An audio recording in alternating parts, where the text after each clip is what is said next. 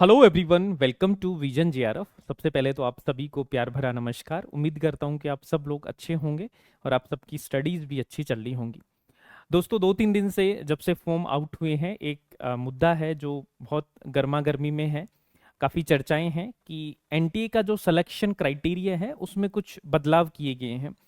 यानी कि अ, कुछ लोग ऐसा बोल रहे हैं कि अब कट ऑफ नीचे जा सकती है।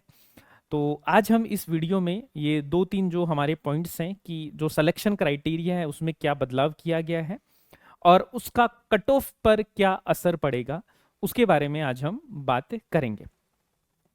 तो सबसे पहले तो देखिए कि अभी हम जब यूजीसी नेट का फॉर्म फिलअप करते हैं तो 3 कैटेगरी हमारी होती है और 3 कैटेगरी में अपना सिलेक्शन होता है। यानी 3 चीजों के लिए अपन क्वालिफाई करते हैं। अब वो 3 चीजें कौन कौन सी हैं, जैसे हम बात करते हैं कि जीआरएफ है, नेट है और पीएचडी है।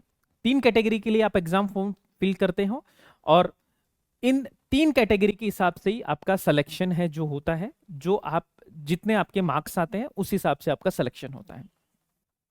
तो अभी तक जैसे आप अभी 2025 का जो फॉर्म आया है उससे पहले क्या था कि आप इनमें से जैसे जीआरएफ के लिए आप क्वालिफाई करते हैं, है ना, तो ऑटोमेटिकली आप नेट और पीएचडी के लिए क्वालिफाई माने जाते हैं। ऑलरेडी आप नेट और पीएचडी के लिए क्वालिफाई माने जाते हैं। तो आपको जीआरएफ पे टिक करना है और नेट और पीएचडी के लिए ऑटोमेटिकली वो आपको क्वालिफाई माना जाता है, क्योंकि उसमें जो लिखा आता है रिजल्ट वो आपका आता है qualified for GRF and assistant professor, है ना, एंड पीएचडी, तीनों के लिए आप क्वालिफाई माने जाते हो। लेकिन अभी जो आपका 2025 का जो फॉर्म आया है उसमें कुछ बदलाव आपके किए गए हैं।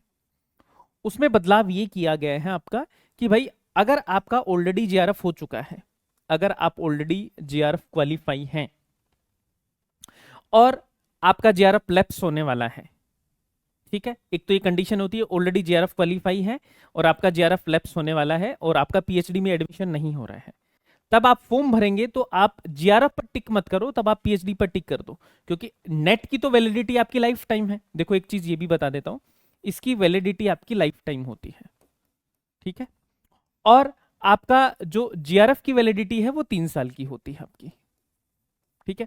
और आपका जो पीएचडी की वैलिडिटी है वो 1 साल की होती है, ठीक है।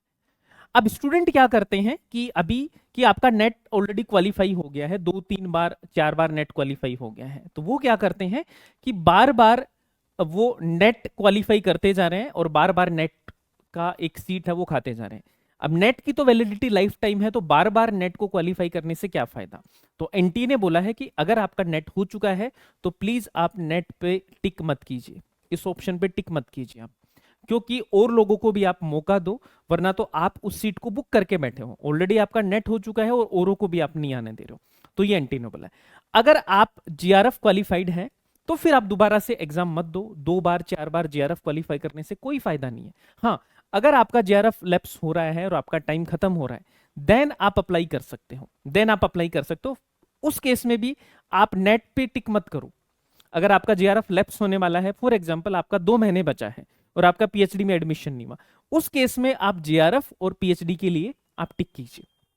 लेकिन ऐसा है कि आपका जीआरएफ के काफी टाइम बचा है, तो फिर आप क्यों एग्जाम मतलब बेवजह किसी की सीट क्यों खराब करनी है, तो ये बोला गया है। और नेट क्वालिफाई ऑलरेडी है तो आप बेवजह इन पे पीएचडी वाला पे आप टिक कर सकते हैं, क्योंकि यहां पर 1 साल की वैलिडिटी है कि भाई आपने नेट क्वालिफाई किया है। वैसे तो नेट की लाइफ टाइम वैलिडिटी है, लेकिन आप नेट क्वालिफाइड हैं और पीएचडी क्वालिफाइड है, तो फिर आपकी वैलिडिटी 1 साल की ही रहेगी। क्योंकि अगर आप पीएचडी में एडमिशन लेते हैं तो एनटी ने साफ बोला गया है कि पीएचडी में एडमिशन के लिए नेट के सर्टिफिकेट की 1 साल वैलिडिटी है। अगर आप असिस्टेंट प्रोफेसर के लिए अप्लाई करते हैं तो फिर आपका लाइफ टाइम ये वैलिडिटी रहेगा, है ना। तो मैं यहाँ पे लिख देता हूं, एपी के लिए ये लाइफ टाइम वैलिडिटी है, लेकिन पीएचडी के लिए ओनली 1 ईयर की आपकी वैलिडिटी रहेगी।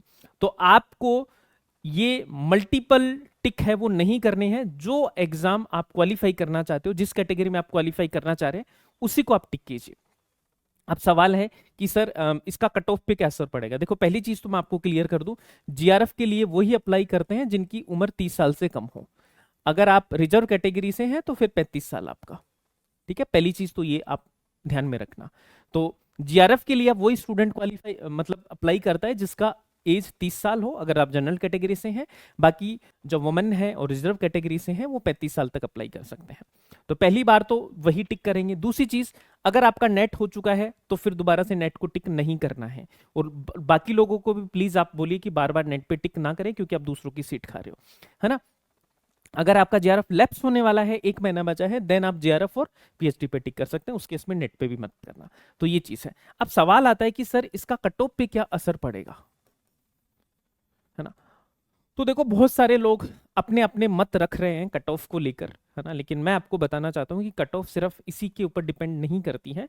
कट ऑफ आपका पेपर का लेवल क्या है, लेवल ऑफ पेपर क्या है, ठीक है, नंबर ऑफ कैंडिडेट्स, है ना, ये और भी फैक्टर उसमें काम करते हैं। हाँ, थोड़ा बहुत फर्क जरूर पड़ेगा, क्योंकि अब जो मल्टीपल नेट जो करते जा रहे थे, मान ली कि ऐसे कुछ लोग जरूर होते हैं कि जिनका बार बार 2-4 बार से नेट होता ही जा रहा है, तो जो पोटेंशियल स्टूडेंट जो नेट क्वालिफाई कर सकता था उसकी वो सीट खा रहे थे। तो थोड़ा बहुत फर्क है जो पड़ सकता है, लेकिन हम श्योरली ये नहीं बोल सकते कि बहुत ज्यादा कट ऑफ है जो कम चली जाएगी, यानी दिन रात का अंतर आ जाएगा। ऐसा तो देखो नहीं होने वाला, जितना मेरा अनुभव है तो ऐसा तो नहीं होना। थोड़ा बहुत फर्क पड़ सकता है, लेकिन उसमें भी मैं आपको बता रहा हूं कि बहुत सारे फैक्टर्स हैं जो आपके काम करते हैं कट ऑफ में। अंत में एक ही मैसेज है कि आप इस लड़ाई में मत पड़ना, आप इसके ऊपर ज्यादा दिमाग मत लगाना, क्योंकि ये आपके हाथ में नहीं है, आपके कंट्रोल में ये चीज नहीं है ना। अपने कंट्रोल में है पढ़ाई करना, तो अपन उस पर फोकस करते हैं, बेस्ट प्रिपरेशन करनी है।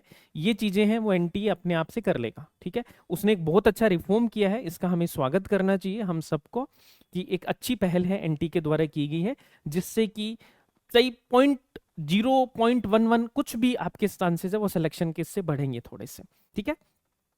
तो ये मैं आपको बताना चाहता था क्लियरली कि मुद्दा क्या है।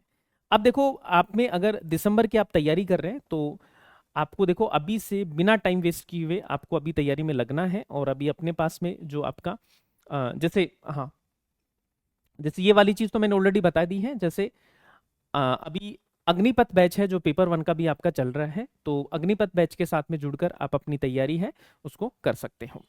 यहाँ पर क्रैश कोर्स करवाया जाएगा, और ये क्रैश कोर्स आपका दिवाली के बाद यानी 27 अक्टूबर से आपकी क्लास स्टार्ट हो जाएंगी, लेकिन आपके रजिस्ट्रेशन ऑलरेडी आपके स्टार्ट हो चुके हैं। तो आपको एक कोड लगाना है, विजन 500। विजन 500 जैसे ही आप कोड लगाएंगे तो तुरंत आपको यहाँ पर डिस्काउंट है जो मिल जाएगा।